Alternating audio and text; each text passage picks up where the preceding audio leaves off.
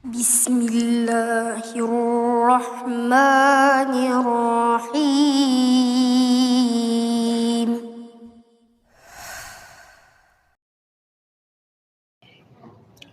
Bismillahirrahmanirrahim. Assalamualaikum warahmatullahi wabarakatuh.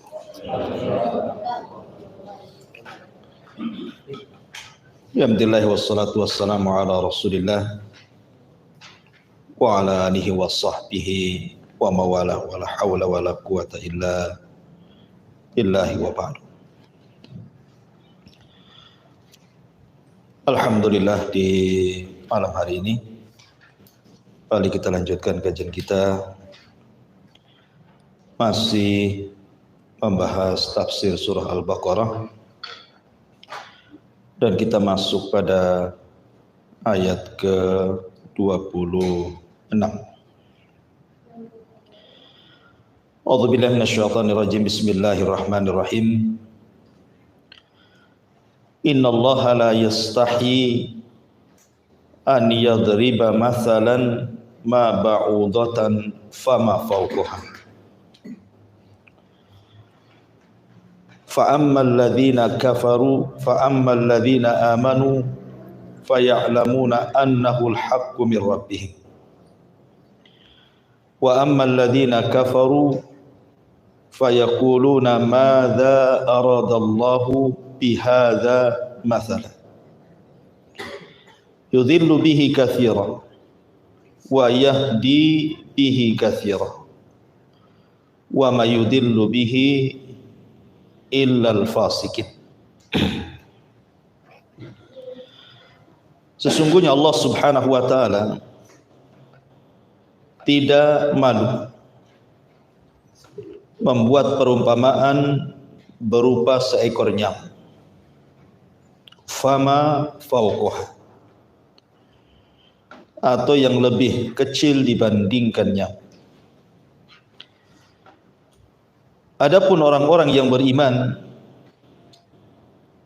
maka mereka yakin bahwa perumpamaan itu adalah benar adanya dari Rabb mereka.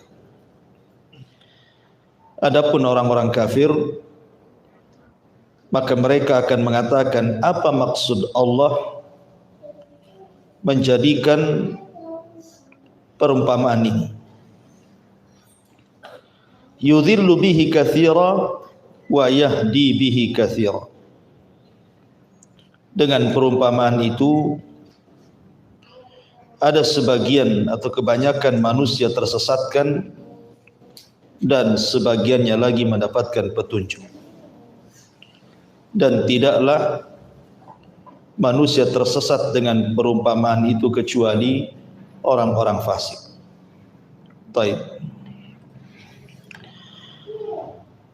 Di sini Allah Subhanahu wa taala, ikhwatul fiddin, muliakan Allah Subhanahu wa taala,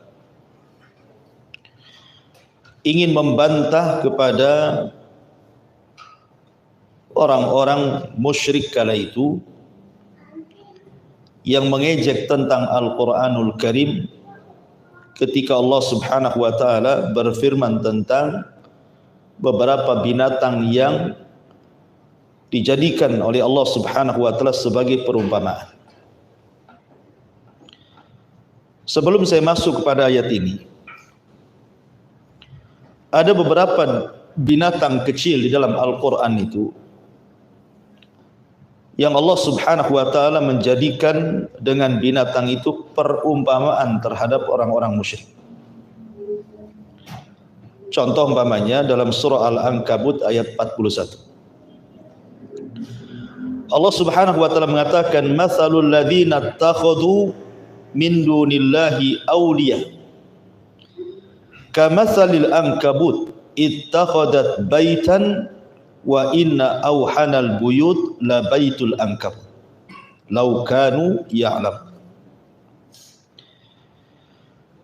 Perumpamaan orang-orang yang mengambil perlindungan kepada selain Allah Subhanahu wa taala adalah seperti laba-laba yang membuat rumahnya. Dan sesungguhnya rumah yang paling lemah adalah rumahnya laba-laba. sekiranya mereka mengetahui. Di sini Allah Subhanahu wa taala berikan perumpamaan dengan sarang laba-laba. Kenapa Allah katakan sesungguhnya rumah yang paling lemah adalah rumahnya laba-laba? Kita tahu bahwa sarang laba-laba di sini Allah bahasakan dengan bait, rumah. Apakah layak sarang laba-laba itu dikatakan rumah? Sebab sarang laba-laba itu tidak menjadikan rumah laba-laba itu bisa melindungi dari panas ataupun hujan. Kalau hujan terkena hujan, panas pun terkena panas. Artinya tidak pantas dijadikan atau disebut rumah kan itu ya. Namanya rumah itu kan untuk menaungi dari hujan ataupun dari panas gitu. Sementara sarang laba-laba itu kan tidak. Tetap saja hujan kehujanan, panas kepanasan. Tapi yang dimaksud di sini, kenapa kemudian rumah itu disebut selemah-lemahnya rumah? Karena walaupun sarang laba-laba itu terkena panas dan hujan, tetapi kan tetap kokoh gitu ya. Dia tidak rusak gitu. Karena memang benangnya sangat kokoh sekali. Tapi yang dimaksud perumpamaan ini adalah laba-laba itu dalam penelitian, kalau dia menikah, kawin dengan jantannya, semata-mata sudah menghamilinya, maka yang betina akan membunuh yang jantan. Pasti itu. Makanya tidak ada di sarang laba-laba itu ada dua laba-laba. Pasti satu saja. Yang satu hidup, yang satu mati kan itu. Nggak ada satu sarang itu dua laba-laba. Rata-rata satu. Kalaupun ada, satunya mati. Karena semata-mata si jantan ini menghamili si betina, langsung oleh betina dibunuhnya. Al-jaza min jinsil amal tentunya ya. Namanya balasan itu disesuaikan dengan amalannya. Nanti nih induknya kalau sudah melahirkan anak-anaknya, maka anak-anaknya akan membunuh ibunya. Kemudian anak-anaknya kalau dia jantan dengan betina akan menikah, nanti akan dibunuh lagi jantannya. Kemudian punya anak lagi, anaknya akan membunuh induknya. Begitu seterusnya. Itulah kehidupan laba-laba seperti itu. Artinya kehidupan laba-laba itu tidak lepas dari al-qatil wal maqtul. Ada yang membunuh dan ada yang dibunuh. Seperti itulah laba-laba.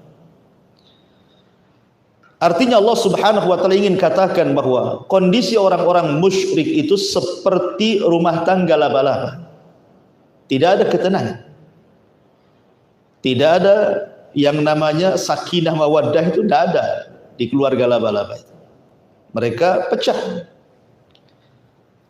Makanya kenapa orang-orang musyrik itu digambarkan dalam Al-Quran, wala takunu minal musyrikin minal ladzina farraqu dinahum wa kanu syi'an kullu hizbim bima ladaihim farihun. Janganlah kalian seperti orang-orang musyrik yang mereka suka berpecah belah. Setiap masing-masing kelompok membanggakan dengan kelompoknya masing-masing. Artinya orang-orang musyrik itu sama dengan kehidupan laba-laba, pecah belah. Sebagaimana laba-laba satu dengan yang lainnya saling bunuh-membunuh, pecah, tidak ada kerukunan, maka orang-orang musyrik juga sama. Berbeda dengan orang-orang yang beriman. Maka Nabi SAW mengatakan, permisalan orang-orang yang beriman dalam kecintaan mereka itu kal jasadil wahid, seperti jasad yang satu. Kalau anggota badannya satu sakit, maka akan merasakan semua badannya sakit. Karena mukmin itu yashuddu ba'duhu ba'du, akan menguatkan satu dengan yang lainnya. Jadi Allah Subhanahu wa taala hendak memberikan permisalan tentang kondisi keluarga laba-laba dengan kondisi orang-orang musyrik gitu. Berbeda pamannya dengan semut gitu ya. Kalau semut itu kan justru terbalik gitu. Justru semut itu mereka berkoloni, tidak saling membunuh, justru saling membantu gitu. Seperti ketika kisah Sulaiman membawa pasukannya, kemudian semut-semut yang berjalan, pemimpin mereka mengatakan apa? Ya ayyatuhan wahai semut, udkhulu masakinakum la yakhtimannakum Sulaiman wa junuduhu wa hum la yash'urun. Wahai semut, kata pemimpinnya ini, masuklah ke rumah-rumah kalian. Sebentar lagi Sulaiman akan datang dan dia bisa saja menginjak kalian, sementara yang menginjak itu tidak perasan, tidak sadar kalau dia sedang menginjak. Jadi kehidupan semut kan terbalik gitu ya. Seperti kehidupan orang-orang yang beriman harusnya seperti itu. Sama dengan tawon gitu ya. Tawon juga kan sama gitu ya. Mereka berkoloni, tidak saling membunuh. Cuman tawon itu yang saling membunuh adalah pemimpinnya saja. Jadi dunia tawon itu sama dengan dunia manusia. Ada pemilunya, ada intikhabah, ada partainya. Jadi dunia tawon seperti itu. Jadi kalau ada, kan yang memimpin tawon itu kan induknya yang perempuan, bukan yang jantan. Jadi ratunya, tawon itu kan yang memimpin ratunya gitu. Jadi kalau umpamanya ada 7 atau 8 ratu itu, maka mereka akan membawa beberapa koloni masing-masing, kemudian terbang ke langit. Disitulah saling bunuh-bunuhan antara ratu satu dengan yang lainnya. Yang terkuat, itulah kemudian jadi pemimpin. Begitulah tawon ya kan, kehidupan tawon seperti itu. Tapi kalau sudah tertunjuk satu pemimpin, maka yang lain tunduk. Tunduk kepada pemimpinnya. Itulah kehidupan binatang seperti itu. Ya. Jadi Allah Subhanahu wa taala yang pertama di sini membuat permisalan dengan laba-laba. Makanya Allah Subhanahu wa taala kemudian mengatakan dalam ayat selanjutnya, innallaha ya'lamu ma yad'un min dunihi min syai'in wa huwal azizul hakim wa tilkal amsalu nadribuha lin-nasi wa ma yaqiluha illal alimun. Sungguh Allah mengetahui apa saja yang mereka sembah selain daripada Dia, dan Dia maha perkasa lagi maha bijaksana, dan perumpamaan ini kami buat untuk manusia, dan tidak ada yang akan memahami kecuali mereka orang-orang yang berakal. Ini satu perumpamaan dalam Quran. Kemudian perumpamaan yang kedua, perumpamaan seekor lalat. Dan itu disebutkan dalam surah Al-Hajj ayat 73. Surah Al-Hajj ayat 73. Allah mengatakan, ya ayyuhan nas dhuriba mathalun fastami'u lah.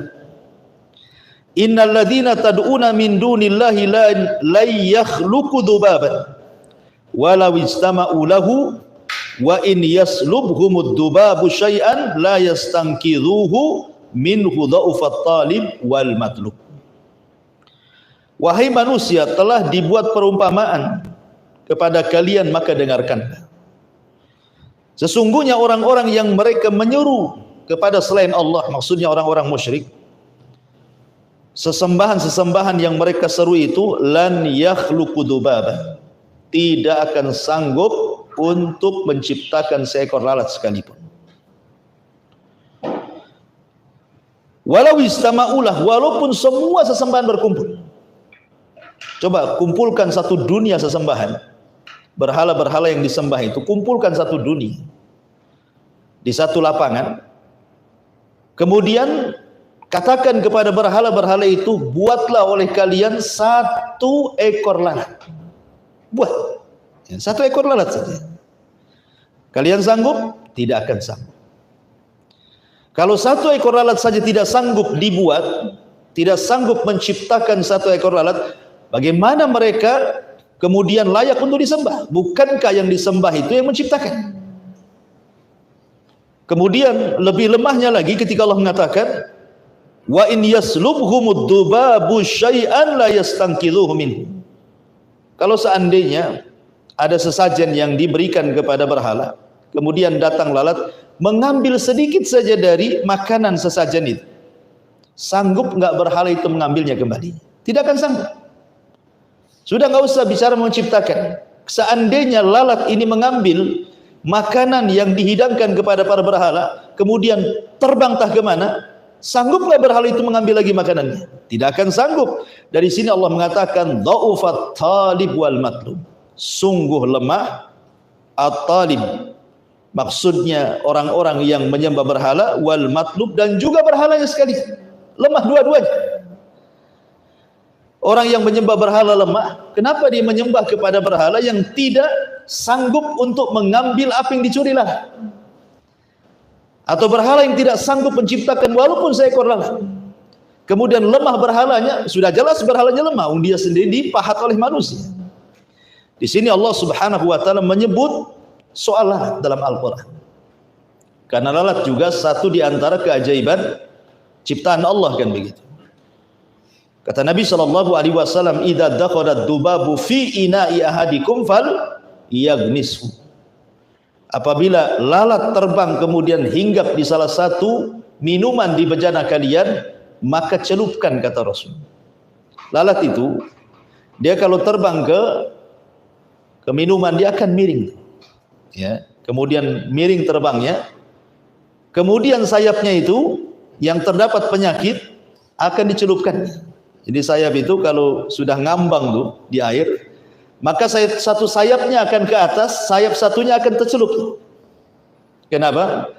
Karena sayap ingin meracuni minuman yang kita minum. Makanya kata Nabi SAW, itu racun yang ada di satu sayap itu tidak bisa diobati kecuali dari obat yang sama dari sebelahnya, dari sayap sebelahnya. Makanya kata Rasul, celupkan. Karena penyakit yang diletakkan lalat tidak akan disembuhkan kecuali dengan obat yang dibawanya. Maka Rasul mengatakan celupkan. Nah, celupkan sekali ke dalam. Sampai mati lalat itu, baru akan mati juga di situ racun yang ditaruh oleh lalat dalam bejana tersebut. Kata Rasul, celupkan, karena di salah satu sayap itu terdapat obat dan di satunya terdapat penyakit, kan itu ya. Orang dulu, kalangan mulhidun, mereka menentang hadis ini. Hadis ini terdapat dalam Sahih Bukhari, ikhwan. Karena mereka berpendapat bahwa tidak mungkin lalat membawa obat. Lalat itu penyakit semuanya, hidup pun di kotoran-kotoran. Tetapi kemudian seiringnya dengan ilmu kedokteran, farmasi, teknologi, alat-alat kedokteran mampu melihat dan mendeteksi, akhirnya kemudian barulah ditemukan bahwa memang dalam lalat itu ada penyakit dan ada penawarnya. Shadaqa Rasulullah. Nabi SAW sungguh benar apa yang difirmankannya, karena wa ma yantiqu anil hawa in huwa illa wahyun yuha. Yang diucapkan Rasul itu bukan hawa nafsu, yang diucapkan Rasul itu wahyu yang diwahyukan kepadanya. Lah di sini Allah Subhanahu wa taala membuat permisalan dengan seekor lalat.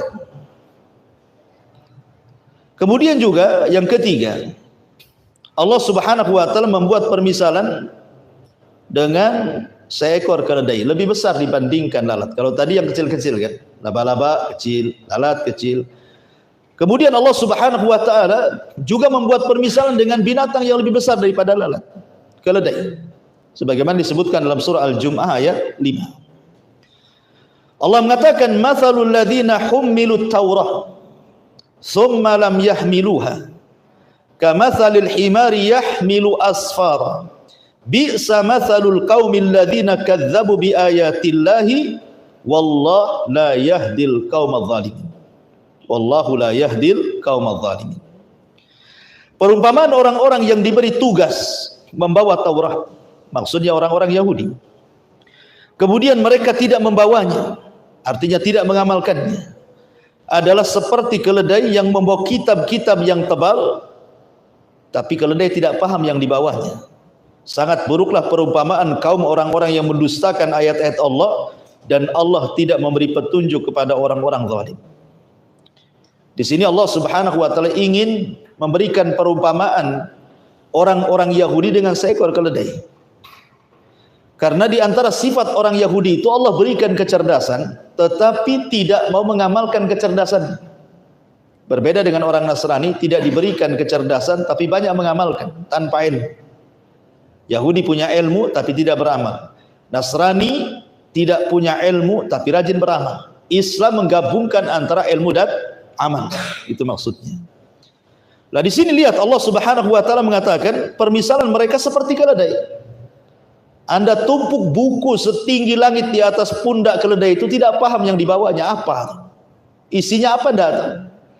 Dia hanya bawa saja. Begitulah orang-orang Yahudi. diberikan Taurat dan wejangan-wejangan dari para nabi, tidak paham apa isi Taurat. Mereka tidak mau mengamalkannya. Mereka hanya tahu tapi tidak mengamalkannya. Maka di sini Allah buat permisalan dengan seekor keledai. Kemudian juga yang keempat, Allah Subhanahu wa taala menyebutkan dalam surah Al-A'raf, ayatnya lupa. Allah Subhanahu wa taala membuat permisalan dengan seekor anjing. Al-A'raf ayat 175 wasallam. 175 ya. Allah Subhanahu wa taala mengatakan watlu alaihim naba'al ladzi atainahu ayatina fansalakha minha fa'atba'ahu syaitan fakana minal ghawin walau syi'na la rafa'nahu biha walakinnahu akhlada ilal ardi wattaba'a hawah famathaluhu kamathalil kalbi in tahmil alaihi yalhath aw tatrukhu yalhath dzalika mathalul qaumil ladzina kadzdzabu biayatina faqsusil qasasa la'allahum yatafakkarun. Dan bacakanlah kepada mereka berita orang-orang yang telah kami berikan kepadanya ayat-ayat kami. Maksudnya pengetahuan tentang isi Alkitab. Kemudian dia melepaskan diri daripada ayat-ayat itu. Lalu dia diikuti oleh syaitan sampai dia tergoda, maka jadilah dia termasuk orang-orang sesat. Dan kalaulah kami menghendaki, sesungguhnya kami tinggikan derajatnya dengan ayat-ayat itu. Tetapi dia cenderung kepada dunia dan menurutkan hawa nafsunya yang sangat rendah, maka perumpamaannya seperti seekor anjing. Jika kamu menghalaunya, dia julurkan lidahnya. Jika kamu membiarkannya, tetap saja dia menjulurkan lidahnya. Demikian itulah perumpamaan orang-orang yang mendustakan ayat-ayat kami, maka ceritakan kepada mereka kisah-kisah itu agar mereka berfikir. Ayat ini sebenarnya bercerita tentang seorang soleh Bani Israel namanya Bal'am ibn Ba'urah. Ada orang namanya Bal'am ibn Ba'urah. Ada yang mengatakan dalam kitab Taurat, Bal'am ini seorang penyihir gitu ya. Tapi ada juga yang mengatakan bukan, dia ulamanya Bani Israel. Jadi suatu ketika Nabi Musa alaihi salatu wassalam membawa pasukan atau membawa Bani Israel diselamatkan dari Mesir ke Palestina, ya, menuju Palestina. Lah kemudian Nabi Musa sampai di Bukit Husban. Di Bukit Husban. Bukit Husban itu adalah mendekati sebuah kerajaan yang dipimpin oleh Balak ibn Sofur. Dia sangat takut kalau kedatangan Nabi Musa itu hendak menyerbu mereka, sehingga mengancam kekuasaan. Akhirnya mereka datang kepada Bal'am ibn Ba'urah yang menguasai Ismul A'zam, namanya nama-nama Allah yang agung. Dan Bal'am itu dikenal kalau berdoa mustajab doanya, tidak mungkin meleset doanya. Sehingga akhirnya kemudian datang kepada Bal'am supaya berdoa kecelakaan kepada Musa dan juga Bani Israel. Tapi Bal'am tahu posisi Nabi Musa, dia seorang Nabi dan Rasul, tidak mungkin saya mendoakan buruk kepada mereka. Tetapi kemudian raja ini berusaha untuk menyogok Bal'am dengan harta yang banyak, dengan kedudukan yang tinggi. Lama-lama Bal'am tergiur, kemudian mau mendoakan kecelakaan kepada Musa dan Bani Israel yang berada di atas Bukit Husban itu. Akhirnya kemudian ketika betul-betul Bal'am mendoakan doa keburukan, rupanya lisannya terpeleset. Tidak bisa. Setiap dia mendoakan keburukan kepada Musa, malah mendoakan keburukan kepada kaumnya. Sehingga dia mengatakan tidak bisa. Ini tidak bisa dilakukan. Kenapa? Yang saya doakan bukan orang biasa. Akhirnya kemudian Bal'am memberikan solusi, karena tidak manjur lagi doanya. Dia memberikan solusi supaya gadis-gadis daerah itu pura-pura berjualan masuk ke tengah-tengah Bani Israel. Disuruh berzina. Siapapun yang terkena berzina itu sudah cukup.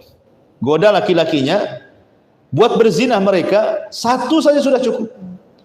Akhirnya betul-betul diutus para gadis ini pura-pura bawa dagangan, masuk ke tenda-tenda Bani Israel menawarkan dagangan. Rupanya ada yang tergoda, akhirnya melakukan perzinahan. Sebab itulah maka akhirnya Musa dan kaumnya diazab oleh Allah Subhanahu wa taala. Ya, mereka tidak bisa keluar dari situ.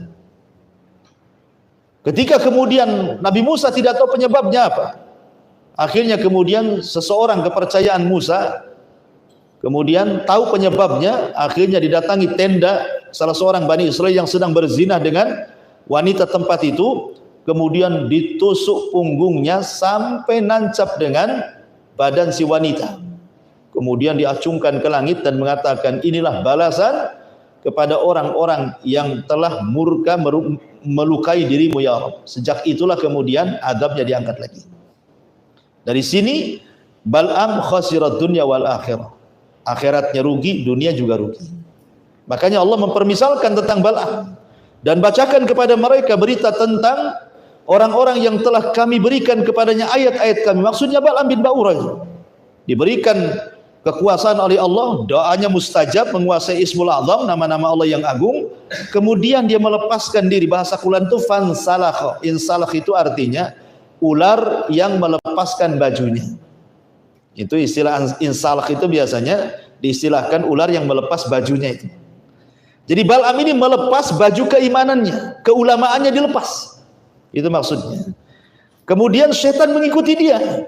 Bukan dia ikut setan, setan pula ikut dia.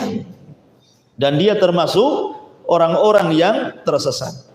Dan kalau kami menghendaki, sesungguhnya kami tinggikan derajat Bal'am ini dengan ayat-ayat itu gitu ya. Kalau dia tetap jadi ulama, tidak menyakiti para nabi, tentu dia akan jadi orang yang tinggi derajatnya. Tetapi dia cenderung kepada dunia karena ditawarkan berbagai macam dunia kan, jabatan, harta gitu, dan menuruti hawa nafsunya yang sangat rendah. Maka Allah katakan perumpamaan Bal'am ini seperti anjing, jika kamu menghalaunya tetap dijulurkan. Jika engkau membiarkannya tetap terjulurkan lidahnya. Maksudnya orang-orang yang sudah kufur di sini susah untuk dinasihati. A'anzartahum am lam tunzirhum la yu'minun. Kau beri peringatan atau tidak, tetap aja tidak beriman. Seperti anjing, kau halau tetap menjulur lidahnya, tidak dihalau pun tetap menjulur lidahnya. Itu maksudnya, ya. Maka Allah katakan di sini, demikian itulah perumpamaan orang-orang yang mendustakan ayat-ayat kami, maka ceritakan kepada mereka kisah-kisah itu agar mereka berfikir. Ini salah satu contoh perumpamaan dalam Al-Quran lewat binatang.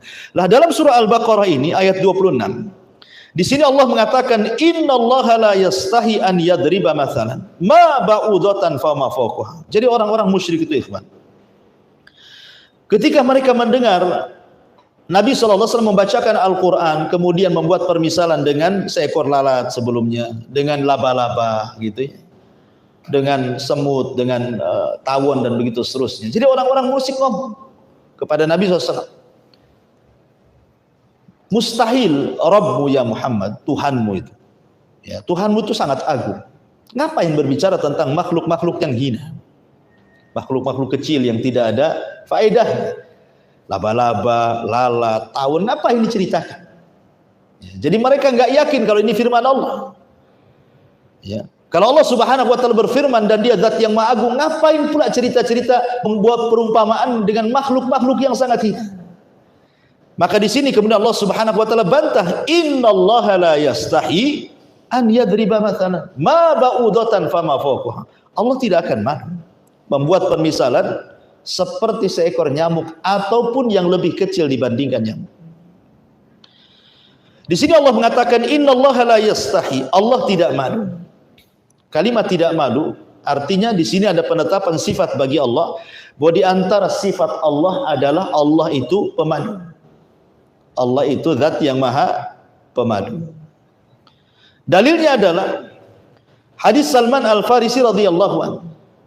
Nabi SAW bersabda, inna rabbakum hayyun karim yastahi min abdihi idza rafa'a yadayhi an yaruddahuma sifrah. Allah itu zat yang maha pemalu, tetapi lagi maha pemurah. Pemalu tapi pemurah. Allah malu apabila ada seorang hamba ketika berdoa mengangkat tangannya begini, kemudian Allah biarkan tangan itu kosong tanpa diijabah. Allah malu untuk tidak mengijabah doa itu. Kalau dia sudah mengangkat kedua tangannya, menunjukkan bahwa dalam berdoa mengangkat kedua tangan salah satu sebab ijabahnya sebuah doa. Tapi sekali lagi ini doa yang sifatnya masalah, bukan doa yang sifatnya ibadah. Karena doa itu kan ada dua. Ada doaul ibadah. Doa ibadah itu maksudnya doa rutinitas yang setiap hari kita baca itu saja. Contohnya mamanya mau tidur, itu juga yang dibaca. Bangun tidur, itu juga yang dibaca. Masuk WC, itu juga yang dibaca. Habis sholat, itu juga yang dibaca. Itu namanya doa ibadah. Memang itu diibadahi, bacaannya itu saja, gitu ya. Itu tidak perlu mengangkat tangan.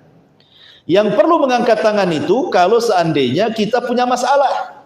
Kita kelit hutang, minta kepada Allah supaya dilunasi. Kita sakit, minta kepada Allah supaya disembuhkan. Kita ada masalah, minta kepada Allah supaya dihilangkan masalahnya. Itu disebut doa masalah. Ini dianjurkan mengangkat tangan. Ya, apalagi sampai kepada tingkat istighatsah, kegentingan yang luar biasa. Itu sampai diangkat tangan tinggi-tinggi sampai ketiaknya kelihatan ketika salat istisqa umpamanya. Ini sangat berhajat dengan hujan kan gitu ya. Nah di sini Allah mengatakan, Rasul mengatakan Allah itu zat yang maha malu, tetapi juga pemurah. Di mana Allah malu kalau seorang hamba mengangkat kedua tangannya kok dibiarkan kosong gitu maksudnya. Dari sini menunjukkan bahwa Allah itu punya sifat malu. Kemudian juga hadis Nabi SAW ketika ada Rasul sedang buat kajian seperti ini. Tiba-tiba kemudian datang 3 orang. Yang satu masuk kemudian langsung mencari tempat yang paling dekat dengan Rasul. Yang satu malu-malu kemudian dia duduk paling belakang. Yang satu berpaling tidak mau hadir di majelis salam langsung pulang. Kemudian kata Nabi SAW, amal awal. Adapun yang pertama yang ketika masuk langsung duduk paling depan dekat Nabi, fa'awa ilallah fa'awahullah. Karena dia ingin mendapatkan perlindungan Allah, Allah lindungi kehidupannya. Wa amma tsani, adapun yang kedua, fastahya, karena dia malu-malu, makanya dia duduk paling belakang. Fastahyallah, Allah pun malu untuk memberikan rahmatnya kepadanya. Adapun yang ketiga, fa'aradallahu an, karena dia berpaling, Allah pun berpaling dari dia. Di sini ada sifat malu bagi Allah. Ya, jadi sifat malu itu sifat yang baik. Makanya di antara sifat malu Allah itu, Allah titipkan sifat malu ini kepada orang-orang soleh. Orang-orang soleh dari kalangan kaum muslimin, mereka memiliki sifat malu. Sehingga Allah Rasul sallallahu alaihi wasallam mengatakan dalam hadis Abdullah bin Mas'ud radhiyallahu an, Rasul mengatakan istahyu minallahi haqqal haya. Malulah kepada Allah dengan sebenar-benarnya malu. Sahabat mengatakan, ya Rasulullah, wahai Rasul, inna lanastahi walhamdulillah. Rasul, kami punya rasa sifat malu, alhamdulillah, kata para sahabat. Kemudian Rasul mengatakan, laisa dzak, bukan itu maksudnya. Kemudian Rasul mengatakan, faqala Nabi sallallahu alaihi wasallam, kata Nabi sallallahu alaihi wasallam, walakinna al-istihya'u minallah, tetapi maksudnya rasa malu kepada Allah itu haqqul haya, dengan sebenar-benar malu adalah antahfadhar ra'sa wa mawa. Pertama, jaga kepala dan isinya. Kemudian yang kedua, wa tahfadhal batna wa ma hawa, jaga isi perut dan isinya. Wa tatadzakkar al-mauta wal bilah, dan engkau mengingat kematian dan juga mengingat ujian. Wa man aradal akhirata taraka zinatad dunya, maka siapa yang menghendaki akhirat, dia akan meninggalkan perhiasan dunia. Faman fa'ala dzalika faqad istahya minallahi haqqal haya, maka siapa yang melakukan 3 perkara tadi, maka dia telah betul-betul memiliki rasa malu kepada Allah Subhanahu wa taala. Jadi sini orang dikatakan malu kepada Allah itu pertama menjaga kepala dan isinya. Kemudian yang kedua menjaga perut, termasuk juga kemaluan dan isinya. Kemudian yang ketiga mengingat kematian dan juga ujian yang Allah turunkan kepada kita. Jadi kalau pandangan kita memandang yang haram, berarti kepala kita belum punya rasa malu. Gitu. Kalau kita memakan makanan yang haram, berarti kita belum punya rasa malu kepada Allah. Kalau kita masih mendengar hal-hal yang tidak dihalalkan, yang haram, berarti telinga kita masih belum punya rasa malu. Gitu maksudnya. Ya. Jadi kalau kita masih mengikuti hawa nafsu, belum dikatakan punya rasa malu kepada Allah. Karena orang yang punya rasa malu itu orang yang menjaga kepala, termasuk matanya dijaga, telinganya dijaga, lisannya dijaga, otaknya dijaga, kan itu. Kemudian perut, kemaluannya dijaga, hal-hal yang bisa memasukkan ke perut yang halal yang haram juga dijaga, termasuk juga mengingat kematian supaya kita semangat lagi beribadah. Itulah yang disebut dengan malunya kita kepada Allah Azza wa Jalla. Dan dalam sebuah hadis Nabi SAW mengatakan bahwa al-haya'u syu'batun minal iman, bahwa malu itu dia bagian daripada iman, dan rasa malu tidak mendatangkan kecuali kebaikan, kata Rasul. Dan Rasul mengatakan dalam sebuah hadis, inna mimma adrakan nas min kalamin nubuwatil ula, sesungguhnya dari ucapan para nabi turun temurun dari sejak dulu sampai sekarang, kata Rasulullah. Kemudian Rasul mengatakan, idza lam tastahi fasna ma syi'ta, kalau engkau tidak punya rasa malu, lakukan sekehendakmu, gitu. Al-Imam Al-Qa'nabi, salah seorang syekh daripada Imam Malik, ya. Jadi Imam Qa'nabi ini dulunya mantan preman, kemudian jadi ulama, itu tukang mabuk Imam Qa'nabi. Jadi suatu ketika lewatlah seorang alim min ulama'il hadis, ya, namanya Syu'bah kalau tidak salah. Dia bersama murid-muridnya sedang naik kuda, dihadang sama Qa'nabi. Orang lagi mabuk, ya kan? Kemudian tiba-tiba menghadang. Hampir sampai murid-muridnya Syu'bah ini mau menghalaunya, tapi Syu'bah mengatakan biarkan. Dia ngomong apa itu? Biarkan orang mabuk itu. Kemudian diperingatkan murid-muridnya, hei, kamu siapa? Kamu menghalangi jalannya ulama. Ini ulama dunia, ulama hadis. Ngapain kau menghalangi jalannya seorang alim? Katanya, kok Nabi, oh kau orang alim ya? Katanya, orang mabok kan itu, orang mabok ya, ngomongnya salah-salah. Kau orang alim rupanya ya, katanya. Kalau kau orang alim, coba ceritakan satu hadis kepada. Orang mabok dulu masih tahu hadis kan. Orang mabok sekarang mana tahu hadis. Coba ceritakan satu hadis kepada saya, katanya.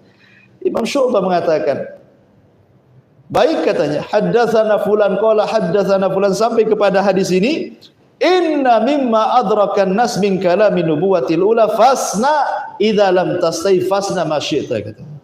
Dari seluruh perkataan para nabi yang turun temurun itu adalah kalau kau tidak punya rasa malu, lakukan sekehendakmu.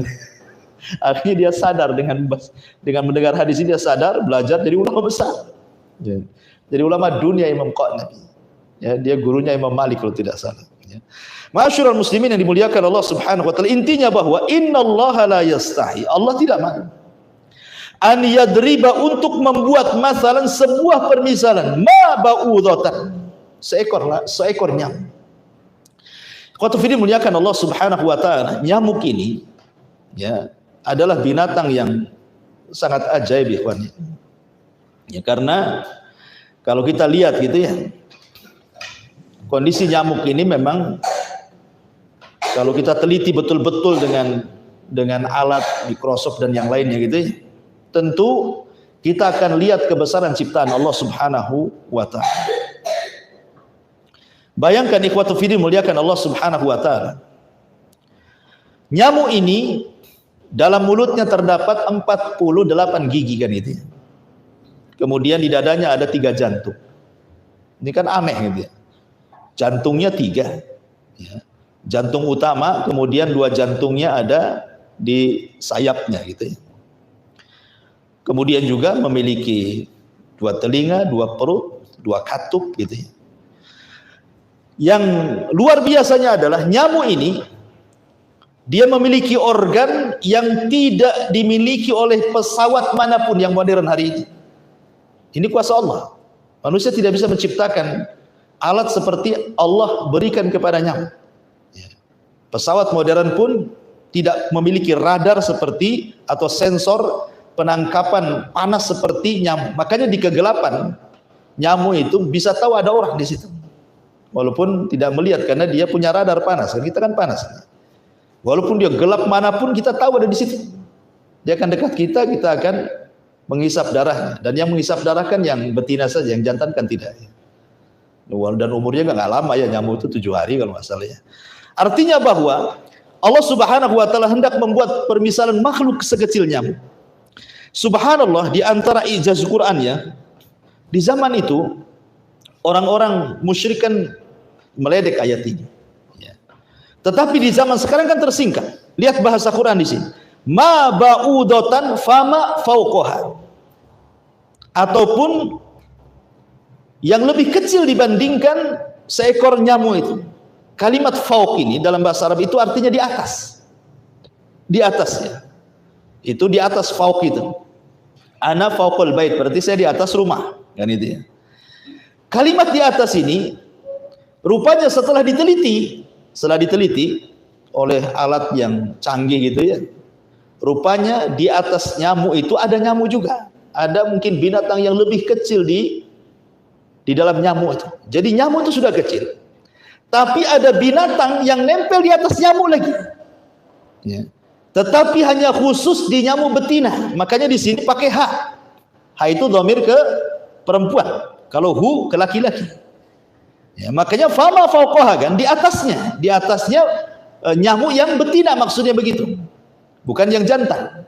Jadi kalau nyamuk betina kita tangkap, kemudian kita masukkan ke alat, ya, kemudian kita tengok gitu ya, pakai mikroskop ya, maka di situ ada binatang yang lebih kecil dibandingkan nyamuk, berada di atas kepala nyamuk itu. Dan dia tidak lepas daripada nyamuk karena makanannya ada di nyamuk itu juga, gitu maksudnya. Coba bayangkan ya, ini bahasa Quran. Di zaman dulu kan tidak ada alat-alat yang melihat bakteri-bakteri gitu ya, yang di atasnya. Rupanya ada juga, maka bahasa Qur'annya Allah tidak malu untuk membuat permisalan dengan seekor nyamuk ataupun yang lebih rendah dibandingkan nyamuk.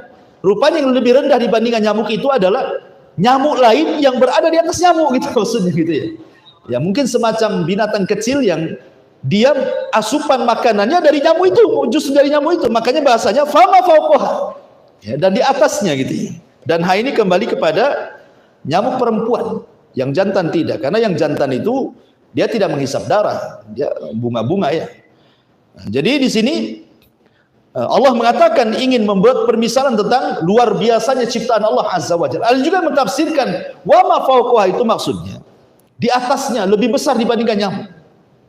Jadi Allah tidak malu membuat permisalan di atas nyamuk, mungkin di atasnya lagi sampai kepada malaikat lah, sampai ke langit, sampai ke arah, sampai kursi kan gitu ya. Dan itu semua kuasa Allah. Ya, kuasa Allah Subhanahu wa taala. Jadi ketika Allah membuatkan permisalan dengan binatang di situ, agar kita bisa berpikir bahwa beginilah Allah menciptakan makhluknya sehebat ini, sekecil itu saja memiliki 48 gigi, 3 jantung, memiliki radar yang tidak dimiliki pesawat. Ini ciptaan siapa? Kan itu maksudnya. Manusia saja tidak bisa menciptakan. Ya. Kalau bukan ciptaan Allah Subhanahu wa taala, dan ini ijazul Quran namanya. Kehebatan Al-Quran terbukti hari ini. Yang dulu di zaman itu mungkin belum peralatan, mungkin semua mengingkari adanya Quran, aneh-aneh saja. Ya, ternyata hari ini banyak terbukti. Ya, bahwa Al-Quran itu tidak menyelisihi juga sains dan begitu seterusnya. Ma'asyiral muslimin yang dimuliakan Allah Subhanahu wa taala. Sedikit cerita nyamuk, masih cerita nyamuk ya. Innallaha la yastahi an yadriba mathalan ma ba'udatan fama fawqaha. Sungguhnya Allah tidak malu untuk membuat permisalan dengan seekor nyamuk fama fawqaha, atau mungkin lebih kecil dibandingkan nyamuk, atau mungkin di atasnya nyamuk gitu maksudnya. Bisa diartikan lebih kecil dari nyamuk ataupun mungkin lebih besar dibandingkan nyamuk. Ya. Dan itu semua adalah karunia dan ciptaan Allah Subhanahu wa taala. Ketika Nabi sallallahu alaihi wasallam menggambarkan tentang dunia ini, kata Nabi sallallahu alaihi wasallam, "Lau kanatid dunya ta'dilu janaha ba'udha, ma saqal kafir syurbata ma'in." Kalau seandainya dunia ini memiliki manfaat walaupun seperti sayap seekor nyamuk, kan itu bahasanya. Kalau seandainya dunia ini punya manfaat walaupun manfaatnya tidak banyak, hanya seperti sayap seekor nyamuk, tentu orang kafir tidak akan diberi kesempatan meminum satu teguk air pun, karena tidak layak orang kafir mengambil manfaat dari bumi. Bumi yang menciptakan Allah, air yang menurunkan Allah, semua Allah yang punya. Berarti orang kafir tidak berhak mengambilnya. Ya. Tetapi karena dunia ini tidak memiliki faedah sama sekali, rendah bahasa kitanya, makanya orang kafir mereka bisa hidup di situ. Itu maksudnya. Jadi Allah ingin membuat permisalan dengan seekor nyamuk. Nyamuk ini rendah. Ya. Tetapi walaupun seandainya ada manfaat, walaupun sesayap nyamuk, tetap orang kafir tidak diberikan kesempatan. Tapi karena dunia ini lebih rendah dibandingkan nyamuk, gitu maksudnya. Lebih rendah dibandingkan sayap nyamuk, makanya orang kafir bisa berjalan di bumi. Ya.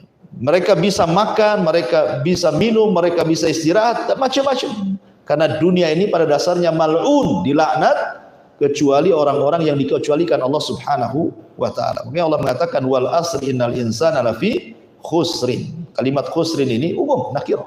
Semua manusia itu rugi. Ya, enggak ada yang selamat illa kecuali. Nah, baru dikecualikan orang yang beriman, beramal soleh, berdakwah, sabar kan gitu ya.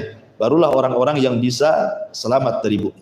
Kemudian baru Allah Subhanahu wa taala menceritakan sikap di sini.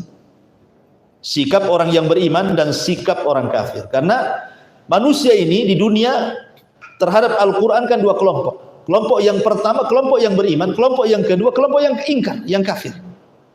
Allah mengatakan wa ammal ladzina amanu, adapun orang-orang yang beriman, faya'lamuna annahul haqqu mir rabbihim. Mereka mengetahui bahwa perumpamaan permisalan itu adalah sebuah kebenaran yang datang dari Allah. Tidak mungkin Rasul membuat perumpamaan itu rekayasa Rasul, pasti datang dari Allah. Tetapi orang-orang yang beriman, mustahil ataupun tidak mustahil, diketahui hikmah ataupun diketahui hikmah, tidak diketahui hikmah atau diketahui hikmah, tetap mereka mengatakan sami'na wa ata'na.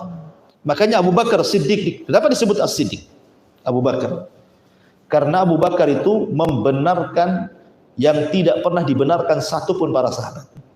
Coba bayangkan ketika peristiwa Isra Mi'raj. Nabi SAW dalam semalam bisa berjalan dari Masjidil Haram ke Masjidil Aqsa yang kalau ditempuh oleh unta itu bisa 1 bulan. Datanglah orang ini kepada Abu Bakar karena ketika Rasul menceritakan itu Abu Bakar tidak hadir di situ. Ketika Rasul ditertawakan orang-orang musyrik, ini menghayal, mana ada orang bisa berjalan dalam beberapa waktu dari Masjidil Haram ke Aqsa. Ini orang gila ini. Akhirnya kemudian orang ini ingin memberitahu Abu Bakar, orang kafir ini, supaya Abu Bakar ragu-ragu tentang agama Muhammad, gitu maksudnya. Karena dia yang paling membenarkan waktu itu kan itu.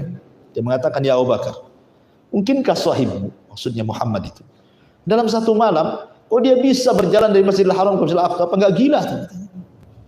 Kata Abu Bakar, kalau seandainya aku imani berita yang jauh dibandingkan Aqsa, langit ke-7 sana, aku beriman. Apalagi hanya Aqsa yang dekat katanya. Bahasanya kalau memang ada sesuatu yang lebih mustahil dikatakan Rasul daripada peristiwa Mi'raj ini, Isra Mi'raj ini, aku yang akan pertama membenarkannya, gitu bahasa. Maka sejak itu disematkan kalimat As-Siddiq di ujung nama Abu Bakar. Abu Bakar As-Siddiq gara-gara peristiwa Isra Mi'raj.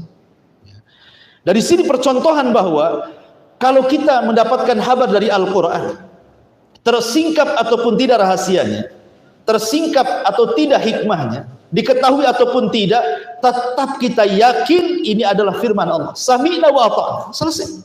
Itu orang yang beriman. Enggak macam-macam orang yang beriman itu.